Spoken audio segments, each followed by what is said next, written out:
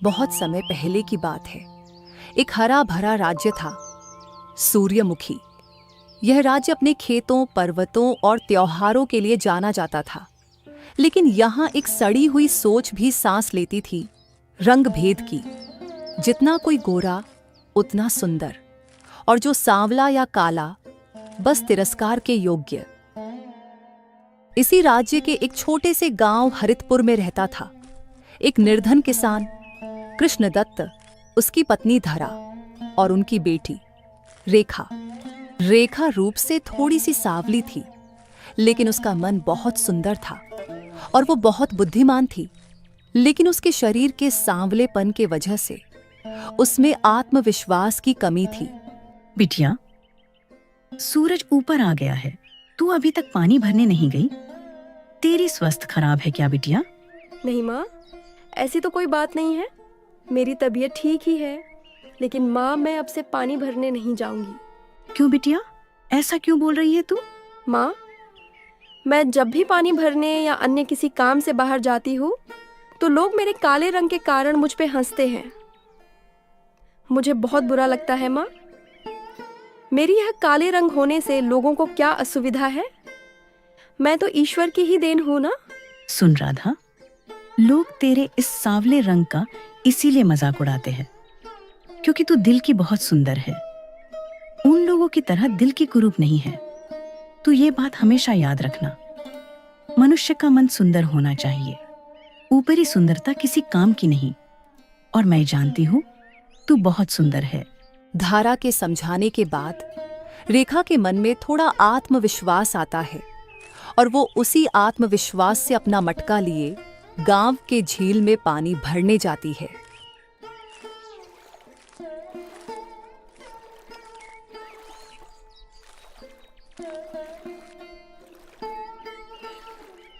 लो बहनों, आज तो झील का पानी भी डर गया होगा। रेखा जो आई है। हंसी रोक नहीं पा रही हूँ रे। रेखा को देखो तो जैसे किसी ने मिट्टी से इंसान बना दिया हो। मिट्टी से इंसान बनाना तो भगवान का ही काम है ना। और भगवान जो करता है गलत नहीं होता। भगवान हर किसी को कोई उद्देश्य से इस धरती पे भेजते हैं। लेकिन तुम लोगों को देखकर तो यही प्रतीत होता है कि तुम लोगों के जीवन में कोई उद्देश्य ही नहीं है। ओहो, जुबान तो देखो जैसे हमारे राज्य का रानी हो। रानी का तो पता नहीं, लेकिन एक सुंदर मन का मनुष्य बनने के लिए आत्मबल चाहिए होता है, और वो तो मेरे पास है। लेकिन तुम लोगों को देखकर तो यही लगता है कि तुम लोग मनुष्य के श्रेणी में आते ही नहीं, क्योंकि तुम लोगों को तो बस दूसरों के रंग रूप का मजाक उड़ाना आता है। स्त्रियां चुप होकर इधर उधर देखने लगती हैं। रेखा मुस्कुराती है और घड़ा उठाकर चल देती है और घर आ जाती है।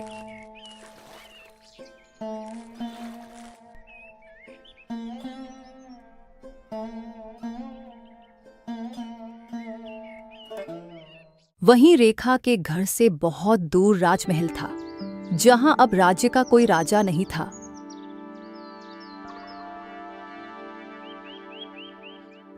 कुछ वर्ष पहले किसी रोग के चलते महाराज विक्रम सिंह का मृत्यु हो गया और रानी रूपवती राजकुमार रघुनंदन को जन्म देते ही स्वर्गवासी हो गई थी। राजकुमार रघुनंदन एक सुंदर युवक था, जिसका हृदय साफ और वे शांत स्वभाव का था और राजनीति के कपट से अनजान था। राजकुमार, अगले सप्ताह आप 24 वर्ष के हो जाएंगे और हमारा राज्य का नियम है कि अगर हमारे राज्य के महाराज का देहांत हो जाए तो उनके उत्तराधिकारी को 24 वर्ष होने पर राज सिंहासन पे विराजमान किया जाएगा। लेकिन हमारे राज्य का एक और जरूरी नियम है कि राज सिंहासन में विराजमान होने से पहले सिंहासन के उत्तराधिकारी को उसके योग्य होना होगा। हम जानते हैं गुरुजी, हमारे स्वर्गवासी पिता ने हमें ये बात बचपन में ही ज्ञात करा दी थी और हमें यह भी पता है कि राज सिंहासन के योग्यता के लिए कुछ प्रश्न पूछे जाते हैं। अगर वो प्रश्न का उत्तर कोई उत्तराधिकारी नहीं दे पाए तो राज दरबार के राजगुरु को छोड़ के जो भी सदस्य वो प्रश्न का उत्तर दे पाए उसी को महाराज घोषित कर दिया जाएगा।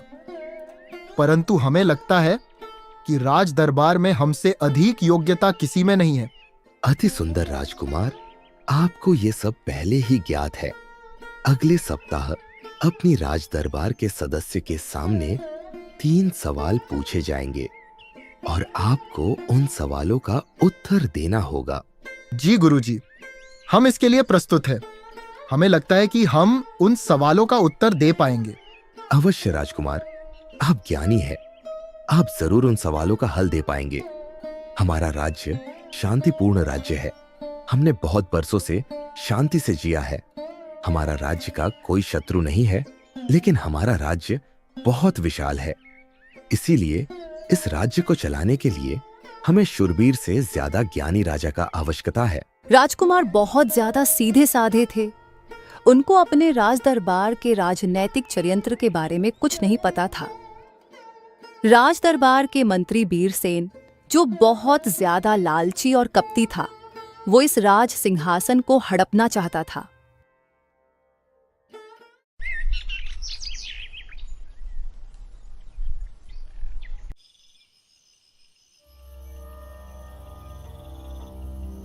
रात को वो किसी अनजान व्यक्ति से चुपके बात करने लगता है।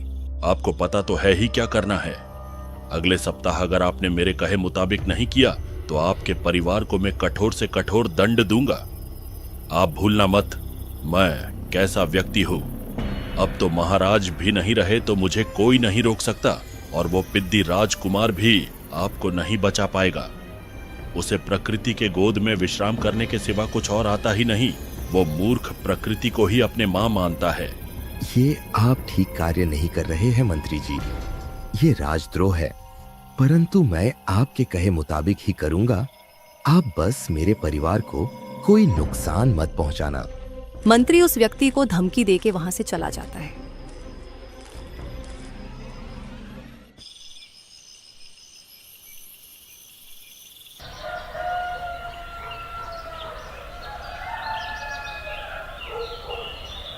यहाँ हम देखते हैं कि रेखा अपने घर का सारा काम समाप्त करके अपने पिता से मिलने जाती है।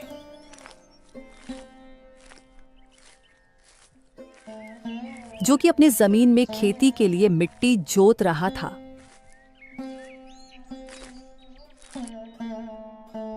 पिताजी, दोपहर हो गया है, आप घर चलो, खाना खाने का समय हो गया है। माँ भी आपका राह देख रही होगी। हाँ बेटी, मैं जा ही रहा हूँ। बस ये और थोड़े काम है, वो करके जाने वाला था। अभी तू आ ही गई है तो थोड़ा आराम ही कर लिया जाए और तेरे साथ बात भी कर लेता हूँ। हाँ आइए ना पिताजी, बहुत देर से काम कर रहे हैं, थोड़ा आराम कर लीजिए। रेखा और उसके पिता वहीं पर छांव में बैठकर थोड़ी देर बात करने लगे। बिटिया, आजकल मुझसे ज्यादा मेहनत नहीं हो पाती है। बूढ़ा भी तो हो रहा हूँ ना। बस एक अच्छा सा लड़का देखकर तेरी ब्याह कर दूं तो मुझे थोड़ी चैन आए, और उसके बाद मैं ये सब मेहनत मजदूरी छोड़कर ये जमीन का टुकड़ा किसी जमींदार को बेच दूंगा, और इससे मिले हुए धन से मैं और तेरी माँ बाकी के जीवन व्यतीत करेंगे। अरे मैं तो कहती हूँ आप अभी से ये काम छोड़ दो। कोई जरूरत नहीं इतने मेहनत करने की। वैसे भी मुझे कौन ही पसंद करेगा जो मुझसे ब्याह करेगा। गांव के लोग तो मुझे देखते ही हंस पड़ते हैं। आप मेरी ब्याह की चिंता छोड़ो। मैं लड़की हुई तो क्या हुआ, मैं राजमहल में काम करने जाऊंगी और घर चलाऊंगी। धत्त पगली, तुझे कितनी बार कहा है हमने, ये रंग रूप से कुछ नहीं होता। लोगों का मन सच्चा होना चाहिए, और तेरा मन बहुत अच्छा है। और हाँ, किसने कहा तुझसे कि तू कुरूप है? तू तो बहुत सुंदर है, बस तेरी रंग सावली है। देख, मैं भी तो सावले रंग का ही हूँ, फिर भी मुझे तेरी माँ ने पसंद कर लिया। अपने पिता के मुंह से ये सुन के रेखा के चेहरे पर हंसी आ गई और दोनों हंसने लगे। यही सब बात करने के थोड़े समय बाद दोनों बाप बेटी घर की ओर चल पड़ते हैं।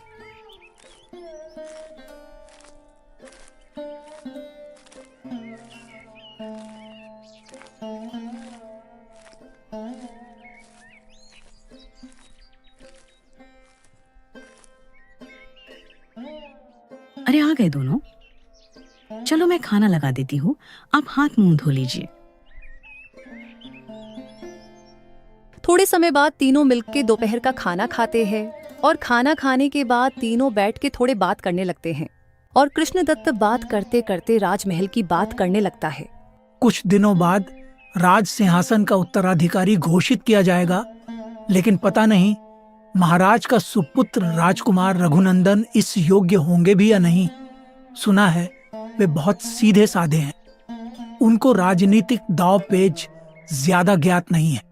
आपने राजकुमार को देखा है क्या पिताजी? नहीं बिटिया, तेरे पिता और मैं बहुत वर्ष पहले राजमहल गए थे, तब महाराज जीवित थे और राजकुमार तब बहुत छोटे थे। तू भी बहुत छोटी थी तब। हाँ, उसके बाद हम राजमहल के भीतर नहीं गए। ऐसा क्यों पिताजी? आप उधर क्यों नहीं गए? क्या वहां जाना मना है? अरे नहीं नहीं, ऐसा कुछ नहीं है। वहां जाने में कोई मना नहीं है। राजमहल का द्वार प्रजा के लिए हमेशा खुला है। हमारे राज्य का राज दरबार ऐसा नहीं है कि प्रजा को भीतर घुसने भी ना दे। बस कुछ बरसों से सिंहासन खाली है, इसीलिए लोग अपने विपदा लेके कम जाते राजमहल में। लेकिन जब कुछ दिनों बाद राजकुमार महाराज बनेंगे तो लोग फिर से ज्यादा मात्रा में जाने लगेंगे। पिताजी, माँ, मैंने भी राजमहल के भीतर कभी प्रवेश नहीं किया। मुझे एक बार जाना है वहां। अभी तो तू नहीं जा सकती। अभी राज सिंहासन का महाराज चुने जाने वाले हैं और इसीलिए इन दिनों राजमहल के भीतर प्रजा का प्रवेश निषेध है। हमारा राज्य का नियम है कि महाराज निर्वासन में सिर्फ राज दरबार वाले ही रहते हैं। और भी बहुत नियम है जो राज दरबार वाले महाराज चुनने में प्रयोग करते हैं, लेकिन ये सब प्रजा को जानने नहीं दिया जाता। ये कैसा बेकार नियम है? महाराज चुनने के समय में प्रजा को भी देखने का हक है। प्रजा ही तो राज्य का असली संपत्ति है। अरे पगली, धीरे धीरे बोल, कोई सुन लेगा। ऐसा दोबारा मत बोलना कभी। राज दरबार के नियमों का असम्मान किया तो तुझे राज दरबार से दंड मिलेगा।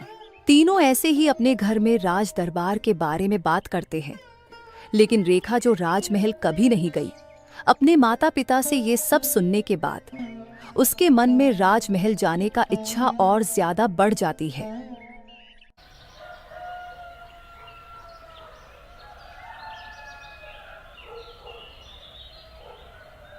ऐसे ही कुछ दिन बीत जाने के बाद आज राजमहल में राजकुमार को महाराज घोषित करने का समय आ गया था। लेकिन इससे पहले दरबार के राजगुरु उनसे कुछ प्रश्न पूछेंगे। अगर वे ये प्रश्न का उत्तर सही से दे पाए तो राजकुमार राज सिंहासन में विराजमान हो पाएंगे। तो राजकुमार, आप प्रस्तुत है प्रश्न का उत्तर देने के लिए? जी गुरुजी, पूछिए आपको जो भी पूछना है। राजकुमार, आप बताएं, आपके बालक अवस्था में आपने अपने स्वर्गवासी माता के हाथ से पहला निवाला कौन सा खाया था? राजकुमार ये प्रश्न सुनकर राजगुरु के तरफ आश्चर्य से देखने लगा और बोला, ये क्या पूछ रहे हैं आप? ये क्या अर्थहीन प्रश्न है? किसको अपने बाल अवस्था के बारे में याद रहता है? राजगुरु के पहले प्रश्न को सुन के राजकुमार के साथ राज दरबार के अन्य और कई सदस्य हैरान थे। लेकिन तभी मंत्री ने राजकुमार को चेतावनी देते हुए कहा, राजकुमार, आप ये क्या अनर्थ कर रहे हैं?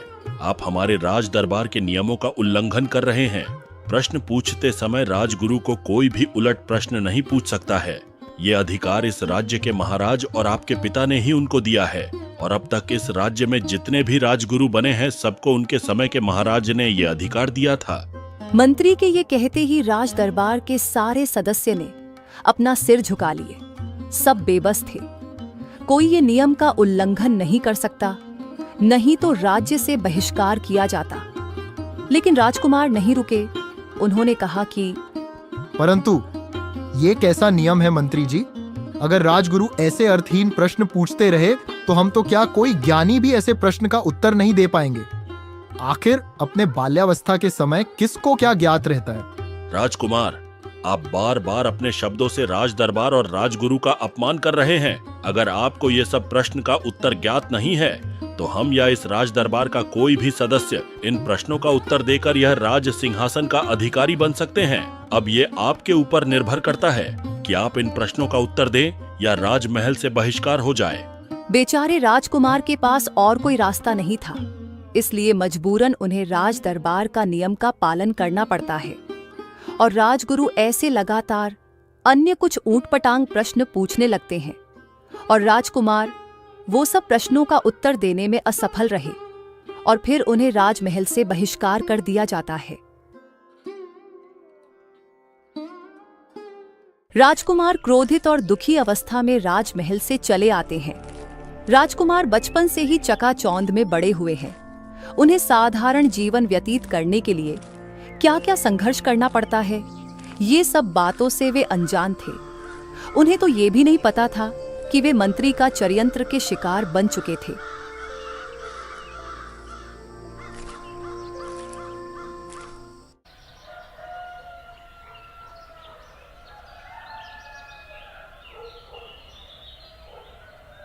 ऐसे ही कुछ दिन बीत जाते हैं और राजकुमार जैसे तैसे राज्य के जंगल में अपना जीवन व्यतीत कर रहे थे।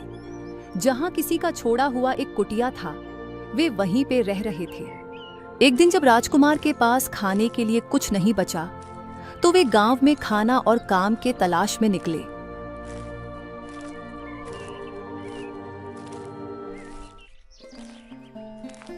तभी राजकुमार की नजर खेत से घर वापस आ रहे रेखा और उनके पिता पर पड़ी।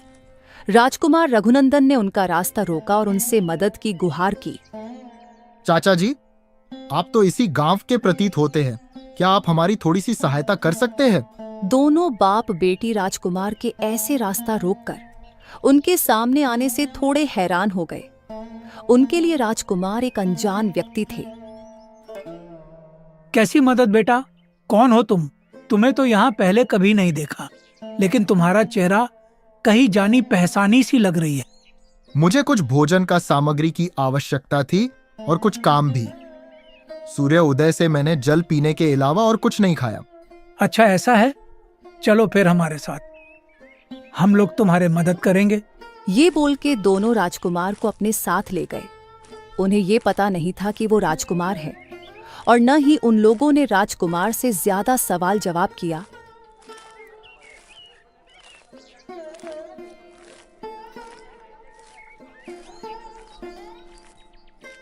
वे लोग राजकुमार को सीधा अपने घर ले आया। कुछ समय बाद सब मिलके खाना खाते हैं और खाने के बाद रेखा के पिता राजकुमार से पूछता है, बेटा, अब तुम हम लोगों को बताओ कि तुम कहां से आए हो, तुम्हारा नाम क्या है? हमने तुमको पहले तो यहाँ कभी नहीं देखा, लगता है दूसरे राज्य के हो। नहीं, मैं इसी राज्य का हूँ। मैं राजकुमार रघुनंदन हूँ। राजकुमार के मुंह से ये सुन के रेखा का परिवार असंभित हो गया। उनको कुछ समझ ही नहीं आया कि उनके घर राजकुमार क्यों आए हैं। अरे हाँ, तभी मैं सोचूं, मैंने आपको पहले देखा है कहीं, लेकिन राजकुमार आप यहाँ ऐसे इस अवस्था में क्यों हैं? हमने तो सुना था कि आपने अपना राज सिंहासन त्याग दिया और मंत्री को राजगद्दी सौंप दी और आप राज दरबार में सुकून की जीवन बिता रहे हैं, क्योंकि आपको शांति भरी जीवन चाहिए, आपको ये राज्य का भार नहीं लेना है। रेखा के पिता के मुंह से ये सुन के राजकुमार असंभित रह गया और बोला, नहीं नहीं, ये सत्य नहीं है। असल में मैं राज सिंहासन का योग्य नहीं बन पाया। मैं राजगुरु के एक भी प्रश्न का उत्तर नहीं दे पाया, इसीलिए मुझे राज दरबार से बहिष्कार कर दिया। लेकिन मैंने तो मंत्री को कभी राज सिंहासन नहीं सौंपा था, तो ये सब क्या हो रहा है राजमहल में? क्षमा चाहूंगी राजकुमार, लेकिन उन्होंने आपसे ऐसा क्या प्रश्न पूछा था जो आप उत्तर नहीं दे पाए? राजकुमार ने उनको पूछे गए सारे प्रश्न रेखा और उसकी परिवार को बता दिए और साथ में राज दरबार के राज्याभिषेक के नियमों को भी बता दिए। ये सब सुन के रेखा के पिता बोले, राजकुमार आपने जो बताया सब कुछ ठीक है, लेकिन मुझे आपको पूछे गए प्रश्न कुछ समझ नहीं आए। मेरे स्वर्गवासी पिता ने मुझसे कहा था कि आपके राज परिवार ने इसलिए इन प्रश्न का नियम निकाला था कि हमारा राज्य बहुत विशाल है और इसे चलाने के लिए पराक्रम की नहीं बुद्धि की जरूरत होती है, और इसलिए राज्य का व्यापारिक लेन देन या राज्य के अन्य किसी कर्मों का ही प्रश्न पूछे जाते थे। लेकिन आपके कहे मुताबिक तो राजगुरु ने आपसे कुछ और ही पूछा। मुझे ये ज्ञात नहीं था। मेरे स्वर्गवासी पिता को तो मुझे ज्यादा कुछ राज दरबार के विषय में बोलने का अवसर ही नहीं मिला। जब मैं युवा अवस्था में आया तो वे अपने रोग से जूझ रहे थे, परंतु आपने ये जो कहा है, अगर ये सत्य है तो राजगुरु ने मेरे साथ षड्यंत्र रचा है। मैं उनको कदापि नहीं बख्शूंगा। लेकिन राजकुमार, राजगुरु का इसमें क्या स्वार्थ हो सकता है? उन्हें इसमें क्या मिलेगा? बल्कि राज सिंहासन में तो मंत्री विराजमान है। राजकुमार ये सब सुनने के बाद चिंता में पड़ गए थे। उन्हें अपने साथ हुए अन्याय को लेके बहुत दुख और गुस्सा आ रहा था। राजकुमार अपनी चिंता दिखाते हुए कृष्णदत्त से बोलता है, मैं वही सोच रहा हूं, आखिर मंत्री कैसे महाराज बन सकते हैं? उन्होंने तो सदैव राजघराने से वफादार रहने की वचन लिया था। हमें तो कुछ समझ ही नहीं आ रहा कि आखिर षड्यंत्र किसने रचा। मतलब असली राजद्रोही राजगुरु नहीं मंत्री है। मैं उसे कदापि क्षमा नहीं करूंगा। उसे हम कठोर से कठोर दंड देंगे। राजकुमार को गुस्से में देख रेखा समझदारी से बोलती है,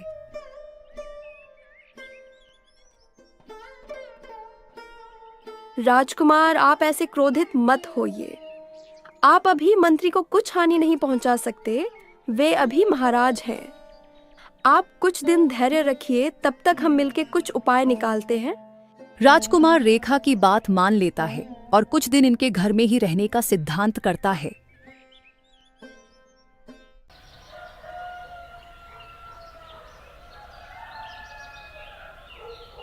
ऐसे ही कुछ दिन बाद एक दिन रेखा राजकुमार के पास आई और बोली, राजकुमार, आप अगर चाहे तो मेरे पास एक तरकीब है जिससे आप अपने साथ हुए षड्यंत्र का भेद खोल सकते हैं और इससे आपको अपना राज सिंहासन मिलने का भी संभावना है। कैसी तरकीब रेखा? तुम अपने मन में क्या सोच रही हो? राजकुमार, मैं सोच रही थी कि अगर आप राजगुरु के घर जाकर उनसे विस्तार से वार्तालाप करें और उन्होंने ऐसा क्यों किया आपके साथ, वो जानकारी उनसे प्राप्त करें तो आप अपने साथ हुए अन्याय का प्रतिशोध ले सकते हैं। और हाँ, आपके पास ना तख्त है ना सैनिक, तो आप क्रोध से काम न करके समझदारी से निर्णय लीजिए। रेखा, तुम बहुत बुद्धिमती हो। तुमने मुझे बहुत अच्छी सुझाव दिया है। मैं तुम्हारे दिए सलाह का सम्मान रखता हूँ और मैं इसी मुताबिक राजगुरु के पास जाकर उनसे समस्त सच्चाई निकाल पाऊंगा।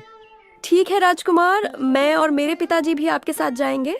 अवश्य, मुझे अच्छा लगेगा अगर आप दोनों भी मेरे साथ आओ तो। यही सब बात करके कुछ समय बाद संध्या के समय राजकुमार, रेखा और रेखा का पिता तीनों राजगुरु के घर की ओर निकले।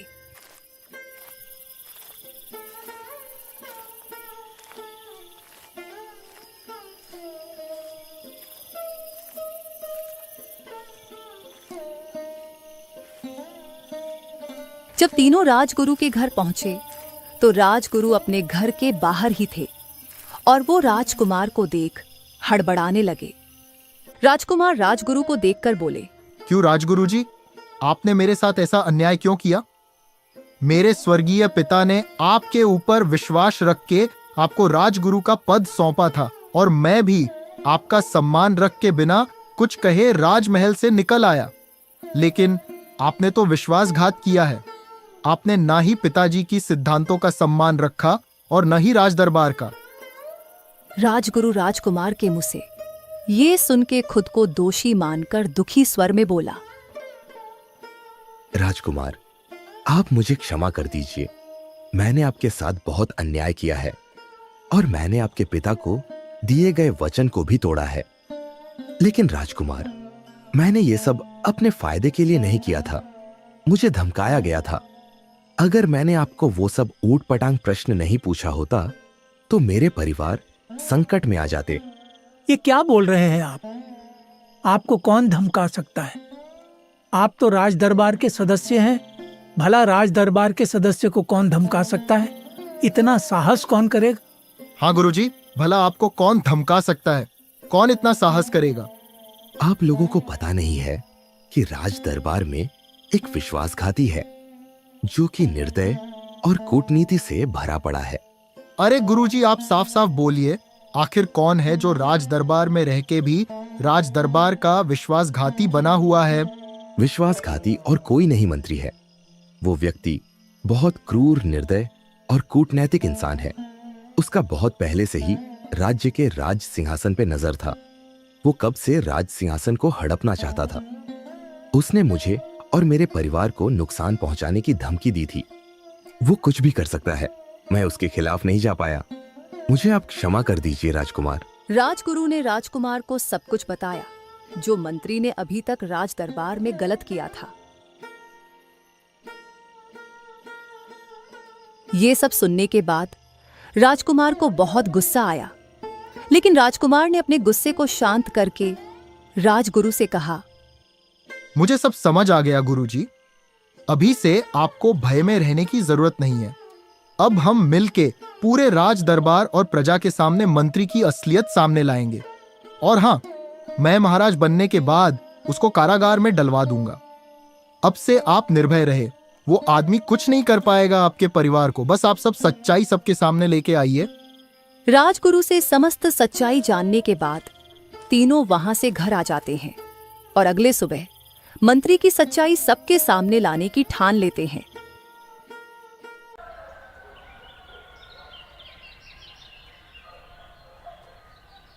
अगले सुबह राजमहल के सामने कई लोग जमा हो गए थे, जो कि रेखा और उसके पिता ने मंत्री की सच्चाई बता के बहुत सारे गांव में खबर फैला दी थी।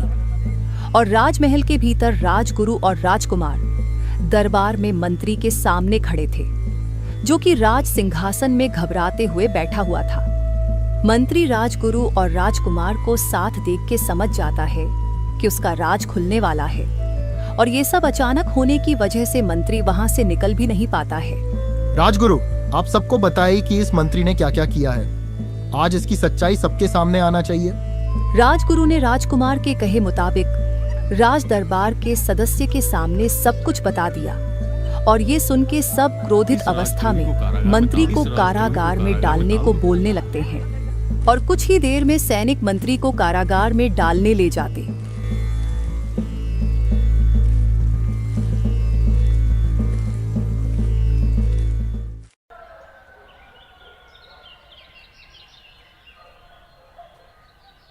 अगले दिन राजदरबार के सदस्य के सहमति से राजकुमार को महाराज घोषित कर दिया जाता है और उनका राज्याभिषेक किया जाता है।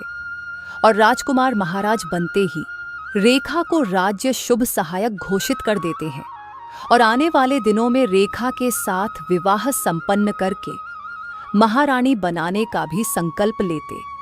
रेखा, जिसे सब उसके सांवले रंग के वजह से उसका मजाक उड़ाते थे, वो जो अब तक अपने पूरे गांव की हंसी का पात्र थी, वो अब अपने बुद्धि और सच्चाई से राजकुमार की सहायता करने की वजह से पूरे राज्य का महारानी बनने वाली थी।